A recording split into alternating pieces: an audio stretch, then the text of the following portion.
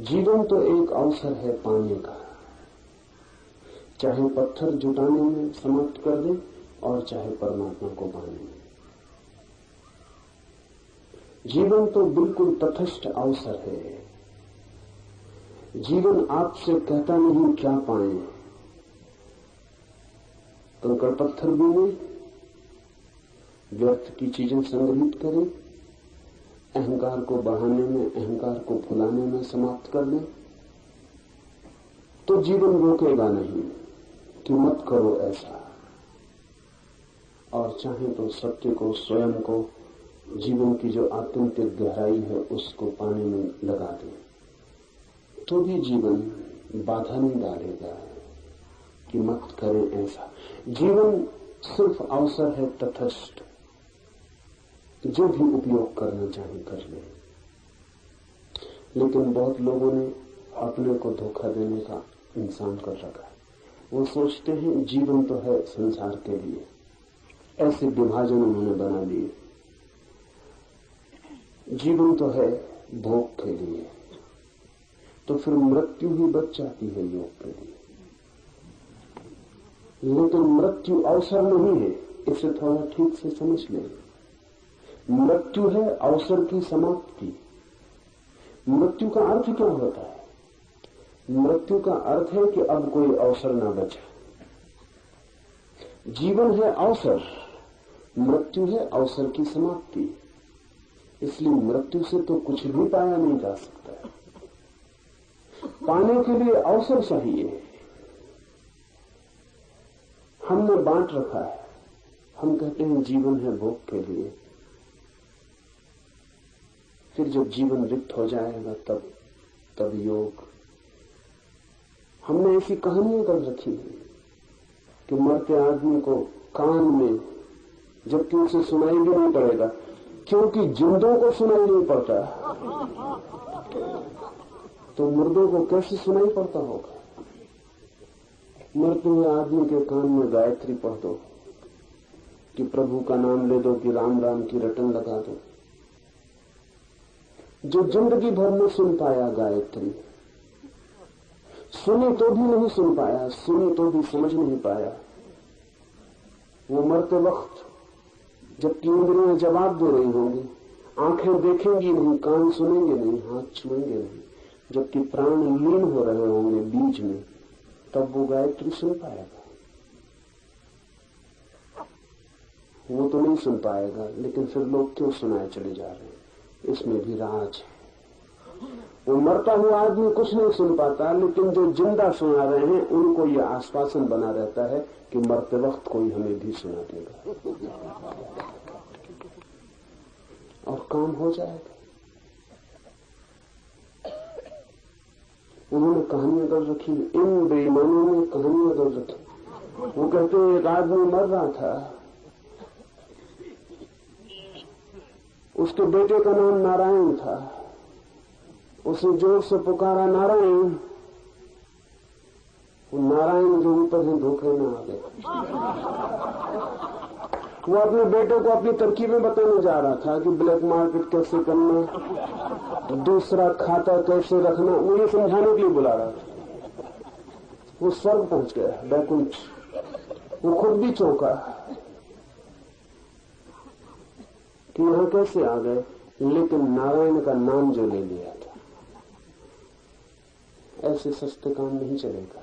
और जो नारायण ऐसे धोखे में आता हो, समझना वो भी धोखे का ही नारायण हो। जीवन में धोखे नहीं चलते। अपने मन को समझाने की बात और। मृत्यु है अवसर की समाप्ति, इस अर्थ को ठीक से समझ लें। मृत्यु कोई अवसर नहीं है और जिसमें आप कुछ कर पाएंगे। मृत्यु है सब अवसर का नष्ट हो जाना, आप कुछ भी न कर पाएंगे। करने का कोई उपाय ही मृत्यु में नहीं। करने का अर्थ है जीवन। इसलिए जो भी करना हो वो जीवन में ही कर लेने का है। ये सूत्र कुछ बहुमूल्य शब्दों का प्रयोग करता है। जिसको जीवित अवस्था में ही कैवल्य की प्राप्ति हो गई है, वह देह रहित होने पर भी ब्रह्म रूप रहेगा। जिसने जीवन में ही जान लिया है अपने स्वरूप को, वही केवल जब देह गिरेगी तो ब्रह्म रूप रहेगा। क्योंकि जिसने जीवन भर जाना हो कि मैं देह हूं, मरते वक्त मूर्छित हो जाएगा, पूरी मूर्छा में आ जाएगा। मृत्यु बहुत कम लोगों की जागते हुए होती है। मृत्यु होती है सोते हुए, मरते हुए, मूर्छित, बेहोश। आप होश में नहीं रहते मरते वक्त में, तो आपको पिछली मृत्यु का स्मरण रहता है। बेहोशी में जो घटता है उसका स्मरण नहीं रहता। इसलिए तो लोगों को पता नहीं कि वो बहुत बार जन्मे हुए और बहुत बार मर चुके, तो भी जब भी मरे तब बेहोश थे। और जो बेहोश मरता है वो बेहोश जन्मता है, क्योंकि मृत्यु और जन्म एक ही चीज की दो घटनाएं हैं। इधर एक आदमी मरता है, ये एक छोर हुआ, फिर वही आदमी एक गर्भ में प्रवेश करता है, वो दूसरा छोर हुआ। मृत्यु और जन्म वो एक ही चीज के, एक ही सिक्के के दो पहलू। जो बेहोश मरता है वो बेहोश जन्मता है।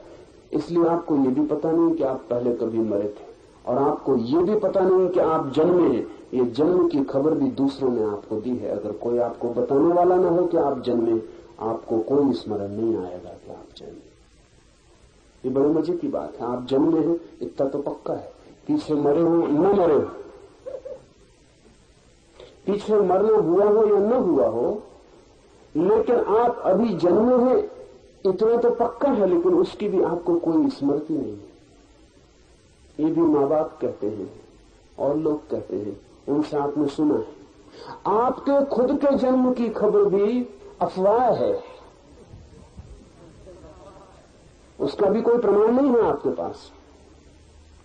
आपकी चेतना में कोई स्मरण नहीं। क्या होगा कारण इसका?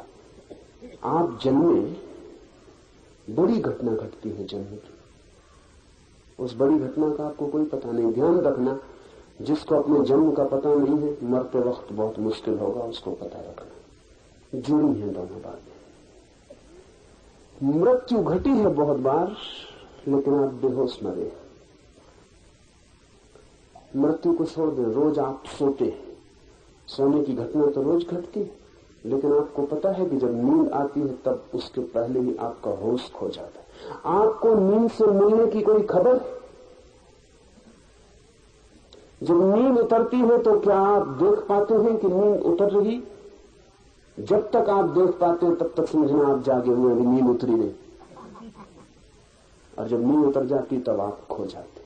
नींद के उतरते ही आप बेहोश हो जाते।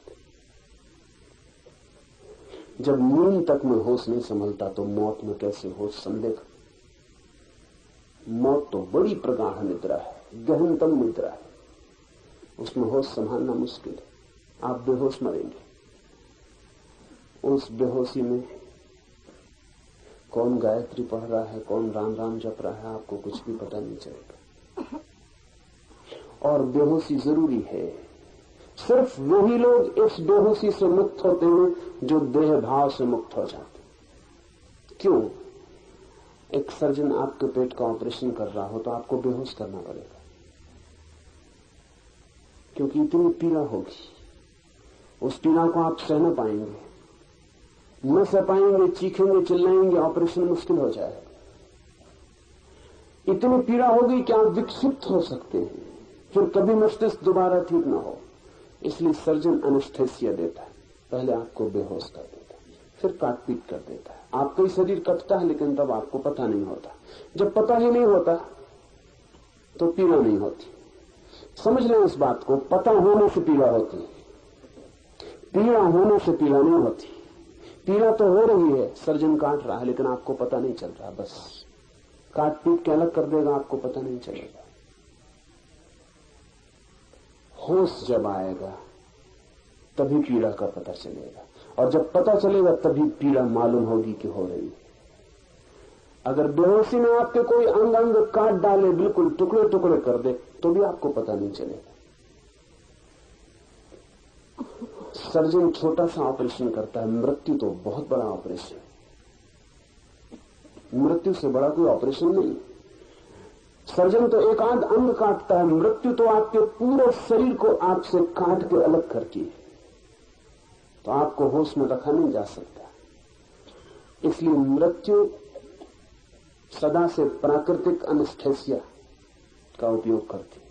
जैसी मृत्यु आती है आप बिल्कुल बेहोश हो जाते। उस बेहोशी में इस जगत का सबसे बड़ा ऑपरेशन, सबसे बड़ी सर्जरी, शल्य चिकित्सा घटित होती है कि आपका शरीर और आपकी आत्मा अलग कर लिए जाते। लेकिन वो आदमी होश में मर सकता है, प्रकृति उसको छूट देती है होश में मरने की। जो आदमी ये जान लेता है कि मैं देह नहीं, क्यों? क्योंकि तब देह कटती है तो भी वो नहीं जानता कि मैं कटता हूं, वो दूर खड़ा देखता रहता है। वो दूर खड़ा देखता रहता है क्योंकि वो मानता है कोई और कट रहा है, मैं नहीं कट रहा हूं, मैं देख रहा हूं, मैं सिर्फ साक्षी हूं। ऐसी प्रतीति जिसकी गहन हो जाती है, प्रकृति उसको अवसर देती है कि वो होश पूर्वक मरता है। लेकिन ये घटना बहुत बाद में घटती। पहले तो होश पूर्वक सोना सीखना पड़ता है, और वो भी देर से घटती। पहले तो होश पूर्वक जगना सीखना होता है। होश पूर्वक जो जगता है धीरे धीरे होश पूर्वक सोता है। होश पूर्वक जो जीता है एक दिन होश पूर्वक मरता है। जो होश पूर्वक मरता है उन्हें जानना, फिर एक दिन ये घड़ा भी टूटता है और भीतर का आकाश विराट आकाश में लीन होता है। जो होश पूर्वक मरता है वो बड़े अद्भुत अनुभव से गुजरता है।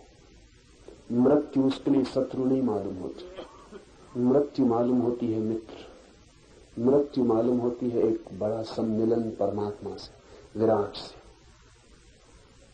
जो होश पूर्वक मरता है वो होश पूर्वक जन्मता भी।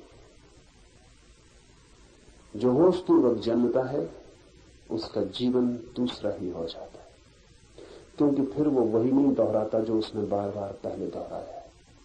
वो सब मूढ़ता हो जाती, व्यर्थ हो जाता है। उसका जीवन नया हो जाता है, उसका जीवन नए आयाम में प्रवेश करता है और साक्षी उसका निरंतर बना रहता है। जो जन्म के वक्त भी साक्षी था, जो मृत्यु के समय भी साक्षी था, फिर उसका पूरा जीवन साक्षी हो जाता है। तो एक मृत्यु में ही आप होश पूर्वक मर सकते हैं और एक जन्म आपका होश पूर्वक हो सकता है। उसके बाद फिर जन्म और मृत्यु की प्रक्रिया समाप्त हो जाती है। उसके बाद आप शरीरों के जगत से तिरोहित हो जाते हैं। ये जो तिरोहित होना है, इसके लिए हमने एक बहुत कीमती शब्द भारत में खोज रखा है। वो शब्द है कैवल्य। बड़ा अद्भुत शब्द है। कैवल्य का अर्थ है मैं अकेला हूं, मैं ही हूं और कुछ भी नहीं, केवल मैं, केवल चैतन्य, केवल आत्मा और कुछ भी नहीं, केवल दृष्टा, केवल साक्षी और कुछ भी नहीं, और सब खेल है और सब स्वप्न। सत्य केवल एक साक्षी चेतना है। जो देख रहा है वही सत्य है, जो दिखाई पड़ रहा है वो सत्य नहीं है। केवल इस अनुभव का नाम है। इसे हम थोड़ा समझें। आप बच्चे थे, फिर आप जवान हो गए, फिर आप बूढ़े हो गए, बचपन चला गया, जवानी आ गई, जवानी चली गई, बुढ़ापा आ गया। तब तो आप एक बदलाहट हैं। बचपन रुकता नहीं, जवानी रुकती नहीं, बुढ़ापा रुकता नहीं, सब चीजें बदल जाती हैं। पर कोई आपके भीतर ऐसा भी तत्व है जो नहीं बदलता।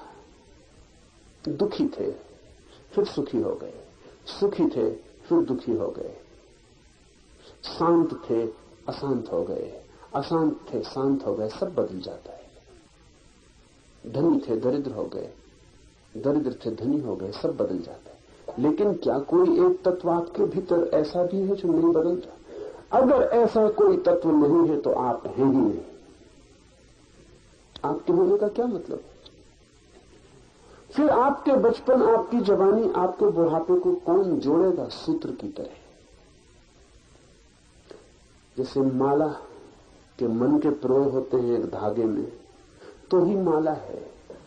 अगर धागा न हो भीतर पिरोने वाला, मन के ही मन के हो, तो माला तो होगी नहीं, बिखर जाएंगे मन के।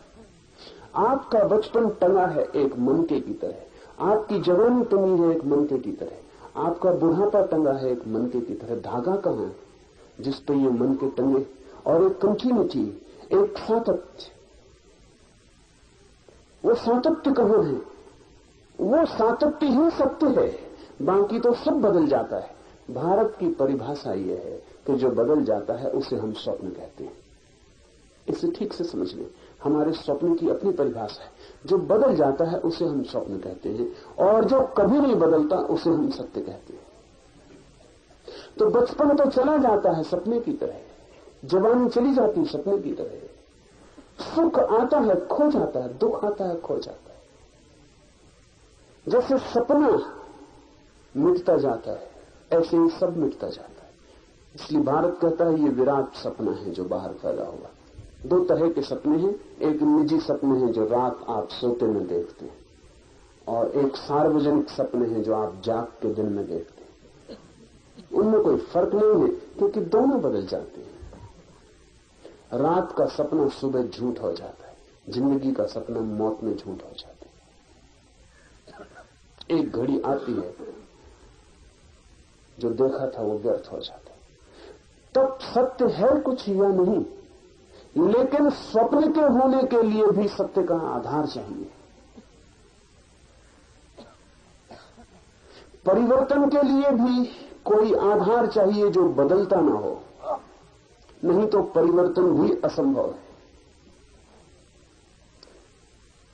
वो आधार कहां है हमारे भीतर? ऋषि का सूत्र कहता है साक्षी भाव आधार है। बचपन को देखा आपने, बचपन बदल गया, लेकिन देखने वाला जो आपके भीतर है वो नहीं बदलता। फिर जवानी आई, जवानी देखी आपने, फिर जवानी भी चली गई, लेकिन जिसने देखी वो नहीं बदलता। उसी ने बचपन देखा, उसी ने जवानी देखी, उसी ने बुढ़ापा देखा, उसी ने जन्म देखा, उसी ने मृत्यु देखी, उसी ने सुख, उसी ने दुख, उसी ने सफलता, उसी ने असफलता। सब बदलता जाता है, सिर्फ एक जो देखता रहता है, सबका अनुभव करता रहता है, वो भर नहीं बदलता। उस सूत्र को ही हम आत्मा कहते हैं, वही सत्य है। इस एक को न बदलने वाले को जान लेना कैवल्य है।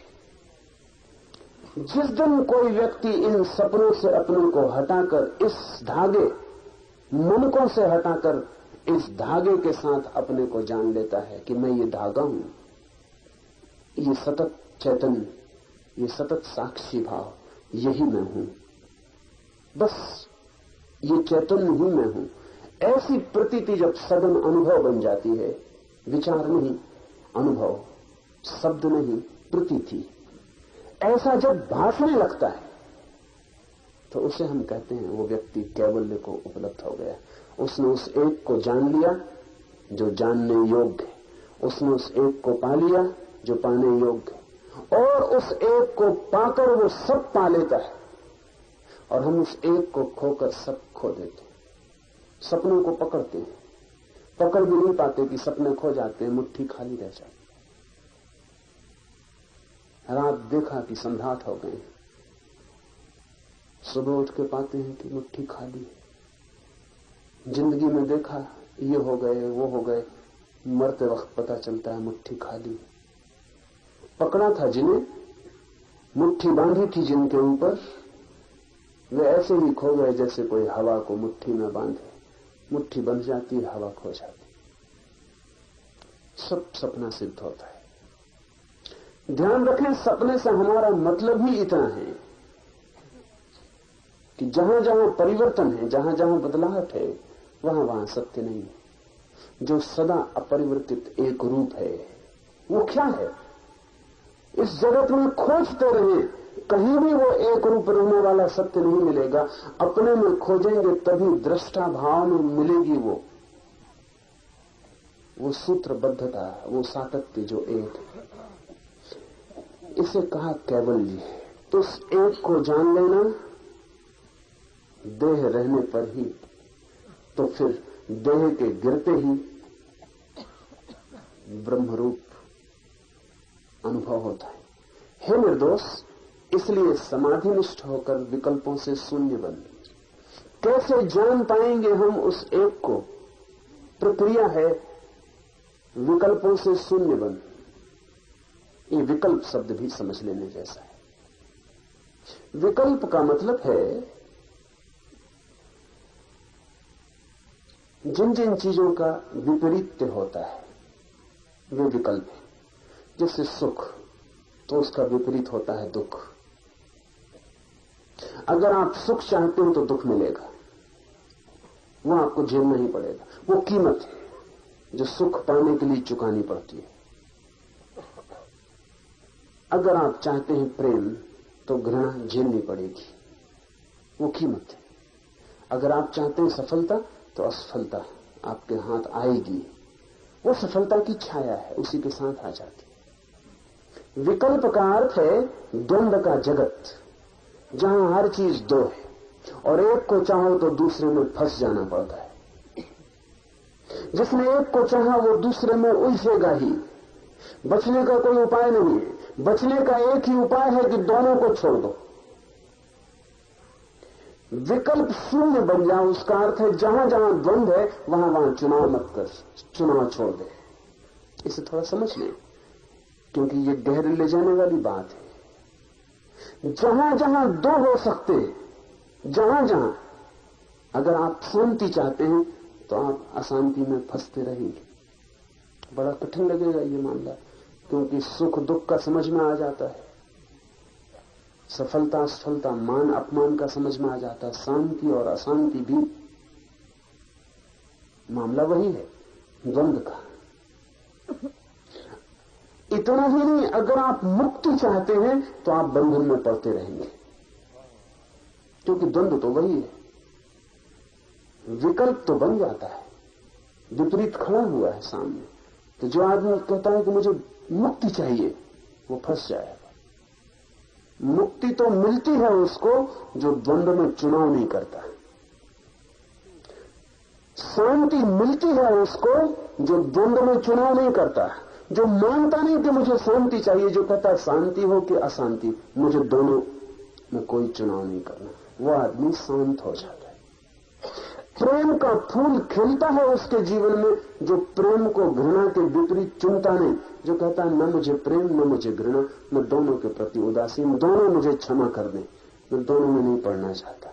उसके जीवन में प्रेम का फूल खिलता है। जहां जहां द्वंद्व है,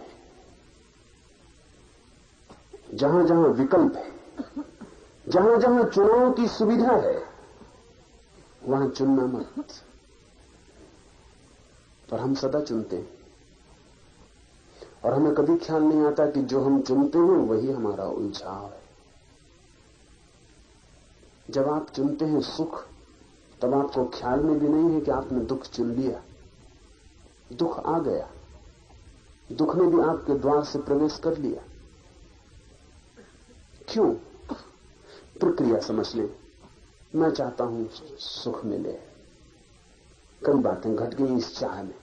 एक तो कि मैं दुखी हूं, सिर्फ दुखी ही सुख को चाहता है।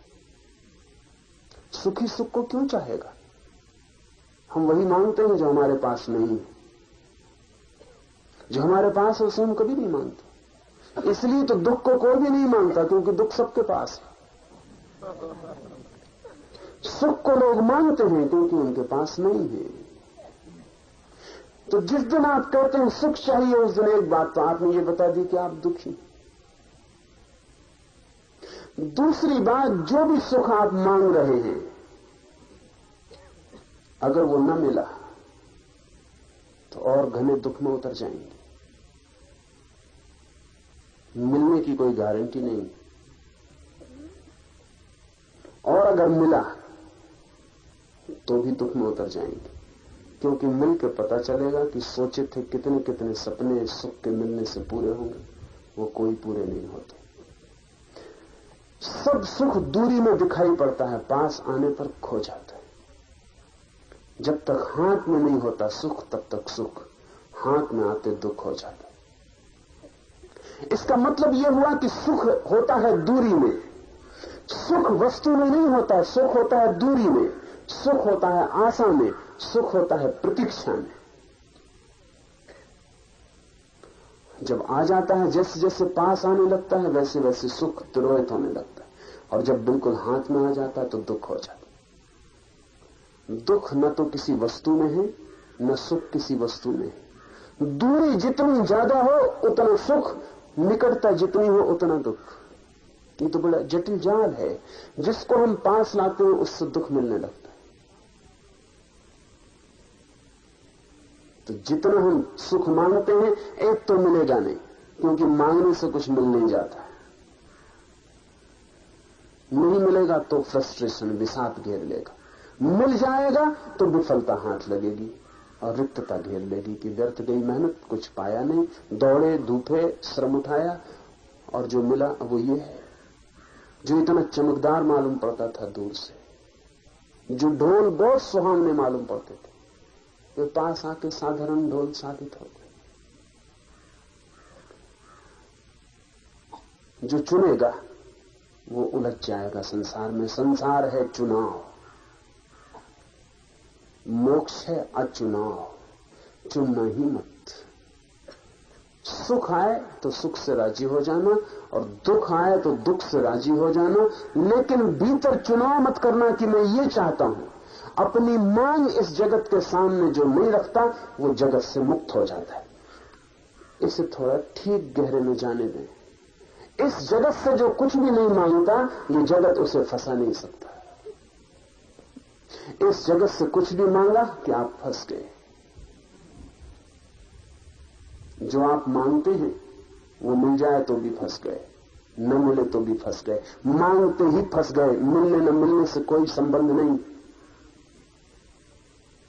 मछलियों को पकड़ने वाले लोग, मछुए, कांटे में आटा लगा के पानी में डाल रखते। इनसे सिर्फ वही मछली बचेगी जो मुंह खोलेगी नहीं। जिस मछली ने मुंह खोला वो फंसी। सभी मछलियां आटे के लिए मुंह खोलती, कोई मछली इतनी ना समझने की कांटे के लिए मुंह खोलती। सभी मछलियां आटे के लिए मुंह खोलती। मछुआ भी इसलिए कांटे में आटा लगा के डाल के बैठा हुआ। मछली फंसती है आटे के कारण। सभी लोग सुख चाहते हैं और दुख का कांटा सुख में से निकल आता। सभी लोग सम्मान चाहते हैं और सम्मान में से ही अपमान का कांटा निकल आता है। और सभी लोग शांति चाहते हैं और शांति ही अशांति बन जाती।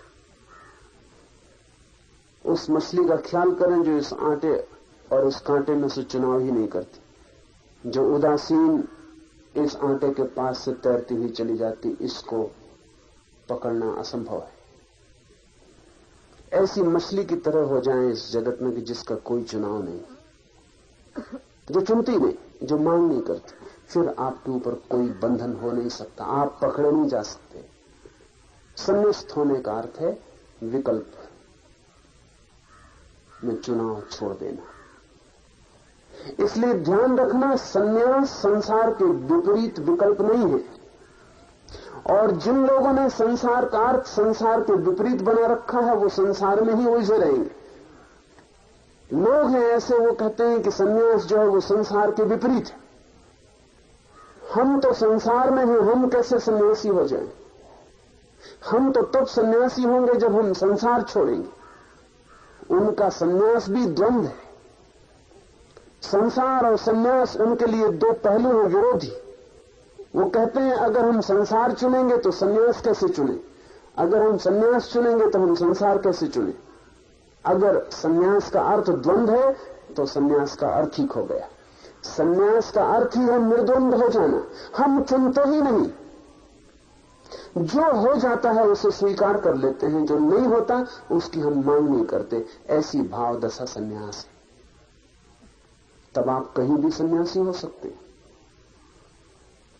तब सन्यास भाव दशा है, तब विकल्प नहीं। ये सूत्र कहता है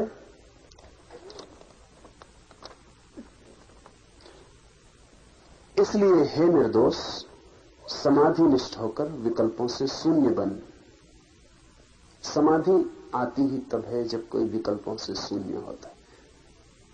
जिस समय निर्विकल्प समाधि द्वारा आत्मा का दर्शन होता है, उसी समय हृदय की अज्ञान रूप गांठ का पूर्ण नाश हो जाता है। दो तरह की समाधियां कहीं हैं। एक समाधि है सविकल्प समाधि, वो नाम मात्र को समाधि। सविकल्प समाधि का अर्थ है कि किसी व्यक्ति ने शांत होना चुन लिया। इसे समझ लें। अक्सर लोग पहले तो यही चुनते हैं, संसार से बहुत पीड़ित हो जाते हैं तो अशांत हो जाते हैं, बेचैन हो जाते हैं, तो जो सोचते हैं ध्यान से शांति मिल जाए। अशांति के विपरीत शांति को चुनते हैं तो ध्यान से शांति मिलनी शुरू होती, लेकिन उस शांति की भी गहरे में अशांति का पहलू छिपा रहता है।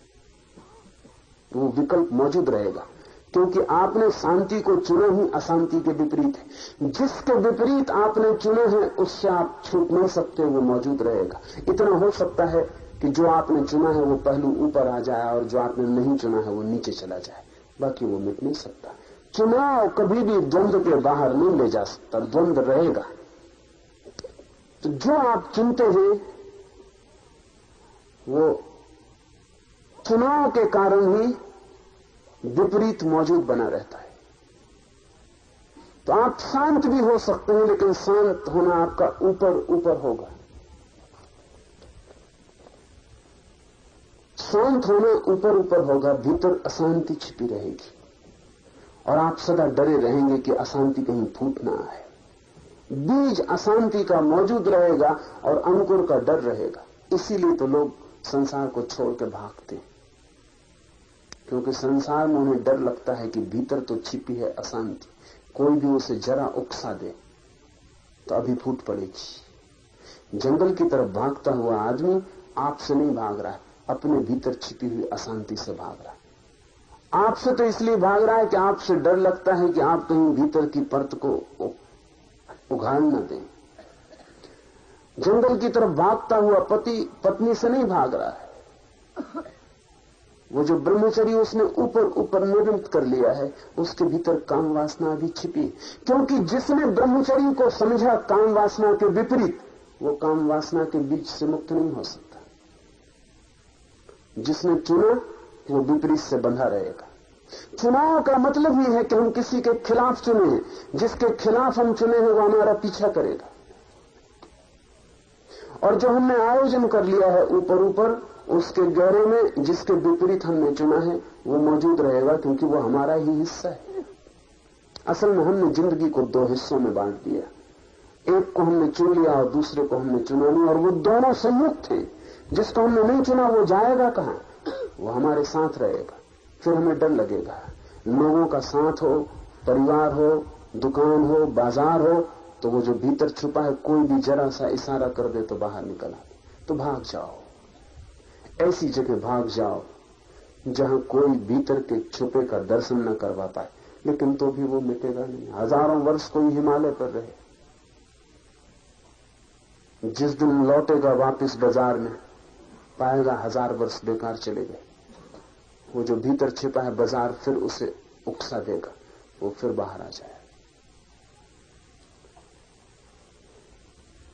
सविकल्प समाधि का अर्थ है कि आपने चुन के अपने को शांत किया है।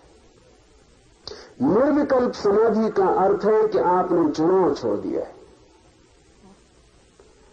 निर्विकल्प समाधि ही समाधि है। मैं दो हिस्से नहीं करता। सविकल्प समाधि तो समाधि का धोखा है। लेकिन आदमी पहले सविकल्प समाधि की तरफ आता है। संसार से पीड़ित होकर संन्यास को चुनता है, स्वाभाविक है। संसार से पीड़ित होकर संन्यास को चुनता है। ये तो दूसरी बात तो तब घटेगी जब संन्यास से भी पीड़ित हो जाएगा, और तब देखेगा कि संसार भी एक संसार है और संन्यास भी एक संसार है। और जब अनुभव करेगा कि संसार और संन्यास विपरीत की तरह एक ही स्वर के दो हिस्से, उस दिन वास्तविक संन्यास घटित होगा। उस दिन वो चुनेगा ही नहीं, उस दिन वो चुनाव छोड़ देगा। उस दिन वो समझेगा कि चुनाव में ही संसार है, इसलिए अब मैं चुनता नहीं। अब जो हो जाता है उसे स्वीकार कर लेता हूं, जो नहीं होता उसकी अपेक्षा नहीं करता हूं। अब मैं राजी हूं, अस्तित्व जैसा रखे वैसा ही राजी हूं। अब मेरा अपना कोई स्वर नहीं है अस्तित्व के विपरीत। अब दुख आए तो मैं मानता हूं यही है, यही होना चाहिए जो हो रहा है। सुख आए तो मैं मानता हूं यही है जो होना चाहिए, वही हो रहा है।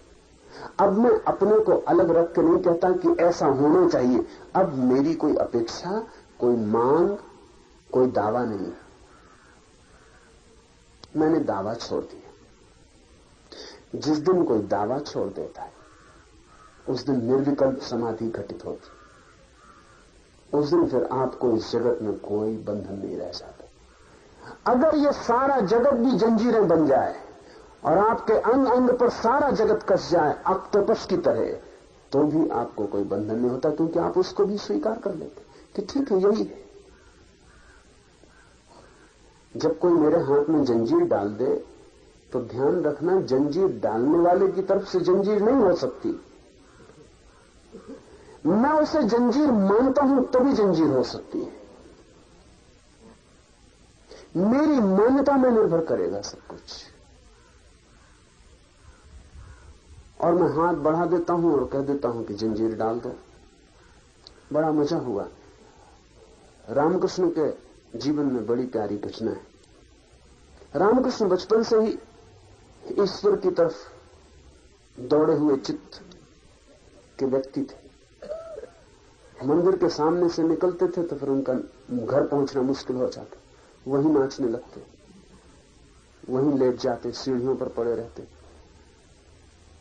कोई राम का नाम ले दे तो भाव में आ जाते। तो घर के लोग जानते थे कि ये लड़का संसार में नहीं जाएगा। कोई आशा नहीं थी, लेकिन फिर भी मां बाप का फर्ज था। तो जब उम्र हुई तो उन्होंने पूछा कि राम, उनका नाम था गजाधर, शादी करोगे? सोचा था रामकृष्ण इनकार कर देंगे।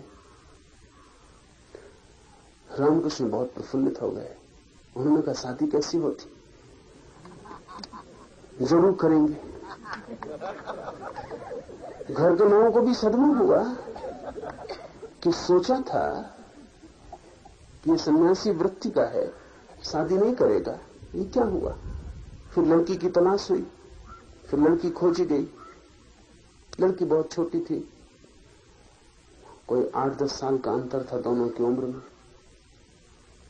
रामकृष्ण लड़की को देखने गए, उनके साथ ही परिवार के और लोग गए। रामकृष्ण की मां ने एक 3 रुपए रामकृष्ण के खीसे में रख दिए कि कोई जरूरत पड़े, खर्च इत्यादि। पास ही गांव था ऐसे। रामकृष्ण सज धज के जैसा सजा धजा दिया पहुंच गए। लड़की बहुत प्यारी थी। रामकृष्ण ने वो 3 रुपए उसके पैर में रख के उसके पैर छू लिए। तो सब मुश्किल में पड़ गए और सबने कहा कि पागल, ये तेरी पत्नी होने वाली,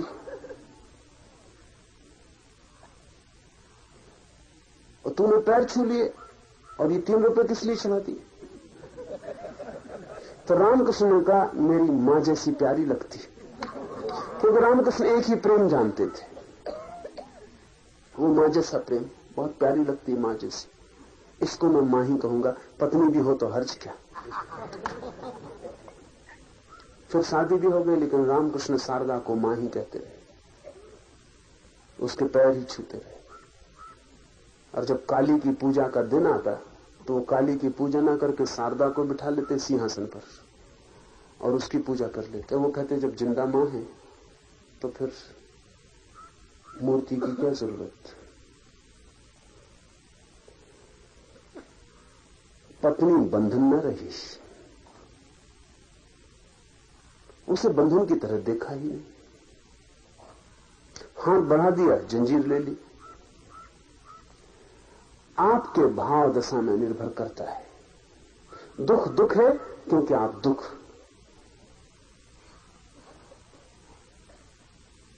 को नहीं चाहते और सुख को चाहते हैं, इसलिए दुख है।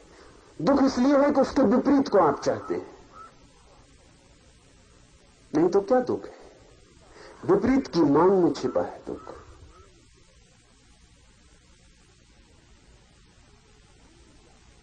अशांति क्या है? क्योंकि आप शांति को चाहते हैं, इसलिए अशांति है। हमारे चुनाव में हमारा संसार है। इस सूत्र कहता है जो चुनाव रहित हो जाता है, जो निर्विकल्प हो जाता है, उसे आत्मा का दर्शन होता है। क्योंकि जो बाहर चुनाव नहीं करता, न चुनता है सुख को न दुख को, न प्रेम को न घृणा को, न संसार को न मोक्ष को, न पदार्थ को न परमात्मा को, जो बाहर चुनता ही नहीं, जिसके सब चुनाव क्षीण हो जाते हैं, वो तत्काल भीतर पहुंच जाता है। क्योंकि चुनाव में ही चेतना अटकती है बाहर। जिसे हम चुनते हैं उसमें हम अटक जाते हैं। जब कोई चुनता ही नहीं तो अटकाव नष्ट हो गया, उसका संबंध किनारे से छूट जाता है, उसका संबंध भीतर की मझधार से जुड़ जाता है, वो भीतर की धारा में लीन हो जाता है। आत्मा का दर्शन होता है उसे जो निर्विकल्प भाव को उपलब्ध होता है, और तब हृदय की अज्ञान रूपी गांठ पूर्णतः नष्ट हो जाती। आत्मा के ऊपर ही आत्मभाव को दृढ़ करके अहंकार आदि के ऊपर वाले आत्मभाव का त्याग करना, घड़ा वस्त्र आदि पदार्थों से जिस प्रकार उदासीन भाव से रहा जाता है, उसी प्रकार अहंकार आदि की तरफ से भी उदासीन भाव से रहना। ये उदासीन शब्द भी समझ लें। उदासीन का मतलब उदास रहना नहीं, उदासीन का मतलब है चुनाव रहित रहना। उदासीन का मतलब है कोई मतलब नहीं, ऐसे रहना, कोई प्रयोजन नहीं, ऐसे रहना। उसका शब्द से खतरा हो गया। उदासीन साधुओं का संप्रदाय है, वो थोक के उदास बने रहते हैं, क्योंकि वो समझते हैं उदास होने में उदासीनता है। उदास से कोई भी संबंध नहीं है, उदासीनता का शब्द भर का संबंध है, भाव का कोई संबंध नहीं। उदासीन का मतलब है कि हमारा कोई चुनाव ही नहीं है, क्या हो रहा है होने दो।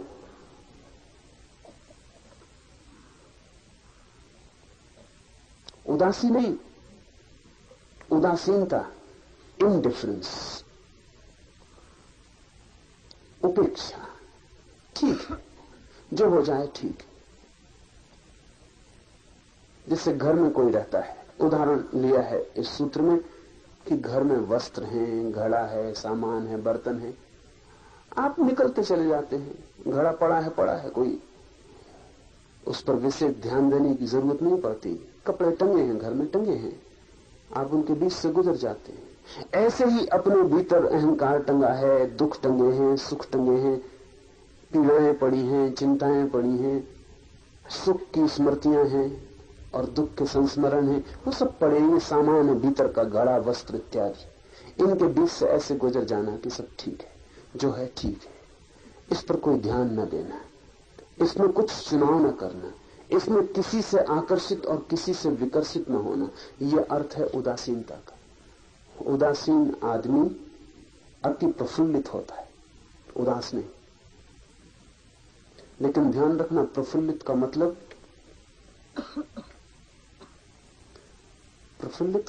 यह होता है कि अब कोई भी चीज उसे परेशान नहीं करती, इसलिए भीतर का फूल खिलना शुरू हो जाता है।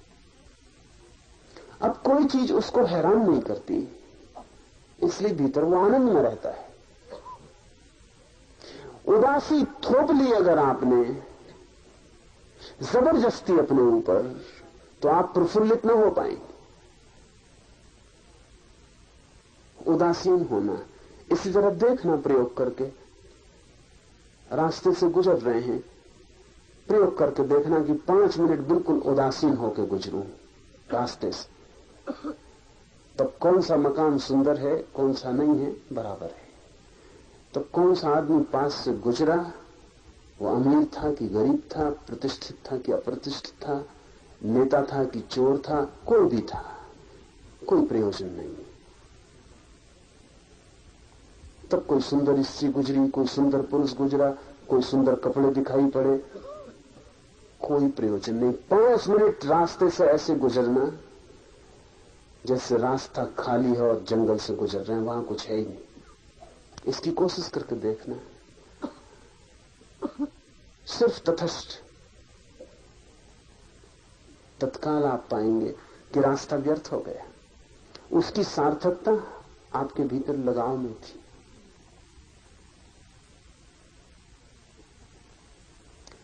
विद्यासागर ने एक संस्मरण लिखा है। लिखा है कि एक दिन सांझ घूमने गया था और एक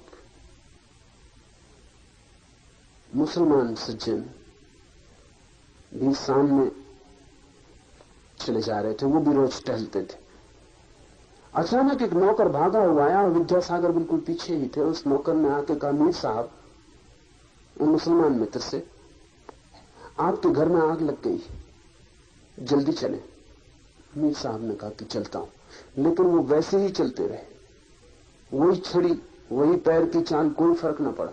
विद्यासागर की चाल तक में फर्क पड़ गया ये सुन के कि मीर साहब के घर में आग लग गई। उनकी सांस जोर से चलने लगी और उनके पैर तेजी से चलने लगे, लेकिन देखा कि मीर साहब उसी चाल से चल रहे हैं। नौकर घबराया, उसने कहा, आपने सुना नहीं, घर में आग लग गई। मीर साहब ने कहा, सुन लिया।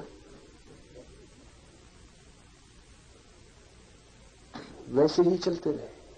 तो विद्यासागर ने आगे बढ़ के कहा कि आप क्या कर रहे हैं, नौकर क्या कह रहा है, समझे आप, घर में आग लग गई। मीर साहब ने कहा, वो तो ठीक है, लेकिन अब मैं कर भी क्या सकता हूं, घर में आग लग गई, मैं अपनी चाल और क्यों खराब करूं। और एक मौका मिला मुझे, घर में आग लग के भी अगर मैं वैसे ही चल सकता हूं जैसे तब चलता था जब घर में आग नहीं लगी थी, तो उदासीनता का एक मजा आ जाए। लगी घर में आग, ठीक है, मैं वैसे ही चल रहा हूं जैसे तब चल रहा था जब घर में आग नहीं लगी थी। इस चाल में जो जरा सा भी मैं फर्क करूं तो वो फर्क मेरी चेतना में फर्क हो जाता। ठीक है, वो वैसे ही चलते रहे। विद्यासागर ने लिखा है कि मैं और उनका नौकर भाग के पहुंचे कि इनको अपनी चाल संभालने दो। हम बेचैन हो गए, घर बुझाया, आग बुझाने में लगे, रात भर नींद न आई। तो विद्यासागर ने लिखा है कि उस दिन जो देखा मैंने रूप मीर का, मैं समझ गया कि रात वो शांति से सोए होंगे। क्या फर्क पड़ा होगा, जिस आदमी की चाल में फर्क नहीं पड़ा, उसकी नींद में क्या खाक फर्क पड़ने वाला है।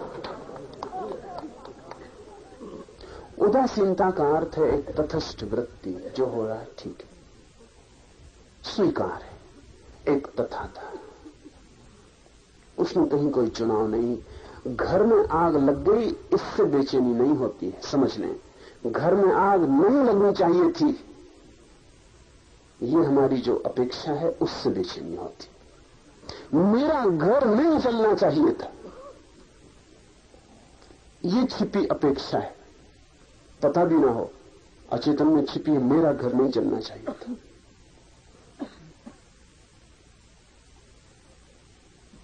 तो घर जल गया, तो वो भीतर की अपेक्षा टूटी, उससे चाल डगमगा जाती, उससे चेतना डगमगा जाती। लेकिन जिसकी कोई अपेक्षा नहीं, कुछ भी हो जाए, जो भी हो जाए, उसके विपरीत कोई भाव और आग्रह नहीं है, इसलिए चेतना नहीं डगमगाती। वो चेतना का अकंप होना ही उदासीनता है। ब्रह्मा से लेकर खंभ तक, पत्थर से लेकर परमात्मा तक, सब उपाधियां झूठी हैं। इसलिए एक स्वरूप में रहने वाले पूर्ण आत्मा का ही सर्वत्र दर्शन करना। सब पद झूठे हैं, सब उपाधियां झूठी हैं, सब प्रतिष्ठाएं झूठी हैं, सब बनावटी हैं। चाहे सड़क के किनारे पड़ा हुआ पत्थर हो और चाहे आकाश में हमारा बिठाया हुआ परमात्मा हो, सब व्यर्थ है। एक उसका ही ध्यान रखना जो झूठा नहीं है, एक उस साक्षी भाव में ही लीन रहना। तो पत्थर भी अगर आप हो जाओ तो भी उसी साक्षी भाव में लीन रहना, और अगर ब्रह्मा भी बने दिए जाओ तो भी उसी साक्षी भाव में लीन रहना। तो फिर पत्थर और ब्रह्मा होने में कोई चुनाव नहीं लगेगा, क्योंकि वो साक्षी भाव एक ही है। गरीब है तो साक्षी भाव में लीन रहना, अमीर हो जाए तो साक्षी भाव में लीन रहना, तो फिर गरीबी अमीरी कोई फर्क नहीं लाएगी, क्योंकि वो भीतर एक ही धारा साक्षी भाव की बहती रहेगी। सब उपाधियां व्यर्थ हैं, जो बाहर से उपलब्ध होता है वो सब व्यर्थ है, और भीतर से जो उपलब्ध होता है वही सार्थक है। लेकिन भीतर से सिवाय साक्षी चैतन्य के और कुछ भी उपलब्ध नहीं होता है। हर हाल में, हर स्थिति में इस भीतर की आत्मा का ही दर्शन करते रहना। स्वयं ही ब्रह्मा, स्वयं विष्णु, स्वयं इंद्र, स्वयं शिव, स्वयं जगत, और स्वयं ही यह सब कुछ है, स्वयं से भिन्न कुछ भी नहीं। वही कैवल्य का भाव जो इस चैतन्य को अनुभव करता है, जो इस साक्षी को जान लेता है, उसके लिए फिर दूसरा मिट जाता है। फिर दी अदर, वो दूसरा नहीं है, फिर मैं ही हूं, फिर मेरा ही फैलाव है। क्योंकि जिस दिन मैं अपनी चेतना को जानता हूं, उसी दिन मैं ये भी जान लेता हूं कि आपकी चेतना मुझसे भिन्न नहीं है। जब तक मैं अपने शरीर को जानता हूं, तब तक आप मुझसे भिन्न हैं, क्योंकि मेरा शरीर अलग है, आपका शरीर अलग है। ऐसा समझे कि एक दिया जल रहा है, मिट्टी का दिया है, एक और दिया जल रहा है, चांदी का दिया है, और एक और दिया जल रहा है जो सोने का दिया है। ये तीनों दिए अगर अपने मिट्टी, चांदी, सोने की देह पर ध्यान करें तो तीनों अलग अलग हैं, और तीनों समझेंगे कि तू मिट्टी का दिया, क्या मुझसे होड़ कर रहा है, मैं चांदी का दिया। और सोने का दिया कहेगा कि क्या बातचीत है लगा रखी, मैं सोने का दिया। लेकिन ये तीनों दियों में से एक भी दिया अगर ज्योति का अनुभव कर ले कि मैं ज्योति हूं, वो जो दिए में ज्योति जल रही, ज्योति का अनुभव होते ही क्या ये ज्योति का अनुभव करने वाला दिया मिट्टी के दिए से कह सकेगा कि तू मुझसे अलग, क्योंकि अब वो इसकी भी ज्योति ही देख पाएगा। अब वो दो व्यर्थ हो गई जो चांदी सोने मिट्टी की है। अब तो वो ज्योति ही सार्थक रह गई, जो न चांदी है, न सोना है, न मिट्टी है, सिर्फ ज्योति है।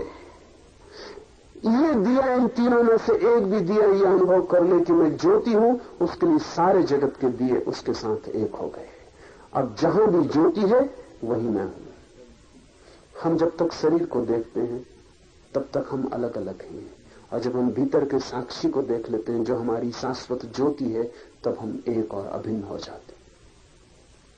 फिर वो जो पक्षी उड़ रहा है वृक्ष के पास, उसके भीतर जो छिपा साक्षी है वो भी मैं हूं, और वो जो ब्रह्मा है जो जगत को बनाता है और जगत का नियंता है, उसके भीतर जो साक्षी छिपा है वो भी मैं हूं। फिर जो रास्ते पर भीख मांग रहा है वो भी मैं ही हूं, और वो जो सिंहासन पर विराजमान सम्राट है वो भी मैं ही हूं। एक बार भीतर की ज्योति का अनुभव शुरू हो जाए तो आकृतियां व्यर्थ हो जाती हैं, तो देह पदार्थ अर्थहीन हो जाता है, फिर ज्योति ही सार्थक हो जाती है। और एक बड़े मजे की बात है कि चाहे दिया मिट्टी का हो और चाहे सोने का, ज्योति में कोई फर्क नहीं पड़ता है। क्या मिट्टी के दिए की ज्योति मिट्टी की हो जाती? क्या सोने के दिए की ज्योति सोने की हो जाती? कोई भेद नहीं पड़ता, ज्योति ज्योति ही रहती, ज्योति एक सी ही रहती। ज्योति के होने में कोई भी अंतर नहीं आता। देह के कारण किसी की ज्योति में कोई अंतर नहीं आया। अज्ञानी से अज्ञानी के भीतर भी वही ज्योति जल रही है जो बुद्ध के भीतर जलती है, पर बुद्ध को इसका पता है और अज्ञानी को इसका पता नहीं। और पता में क्या फर्क है? बुद्ध ने दिए का ऊपरी रूप की फिक्र छोड़ दी और भीतरी ज्योति का पता लगा लिया, और अज्ञानी अभी ऊपरी रूप मिट्टी सोने चांदी की देह से गिरा है और ज्योति की खोज नहीं कर पाया। लेकिन ज्योति मौजूद है। मैं ही हूं सब में फैला हुआ। ऐसी प्रतीति का नाम अध्यात्म।